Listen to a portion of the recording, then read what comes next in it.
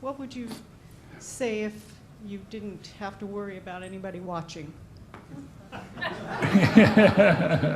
Well, that number, and look at the old World Watch article for the minutiae of how we recalculate the FAO's figures.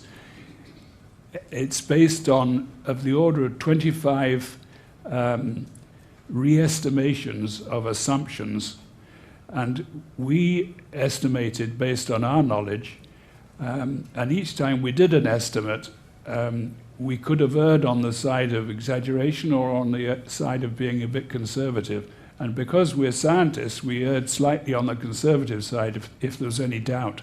So that's why I said it's somewhat conservative. But on the other hand, 51% is such a huge number, and it's so different from the other estimates that it doesn't really matter to me whether it's 52% or 55% or 48%. It's just a very big, unacceptably big number, and it makes it so important to tackle the livestock production chain. So if you wanted a better estimate and it went up to 55%, I don't think that would change much. Make it more urgent, but not by much. Does that answer your question? Yes. Yeah. Well, 2017 is pretty close, I think. You think 17%? No, 2017. Oh, yeah, that is, yes, you're right. Yeah. Pretty close, and then we'll find out what happens. Yeah. Because nobody changed their diet. Yeah. But with people like John McDougall getting the message out, and I just was looking in the dining room just before lunch, there are a huge number of people here.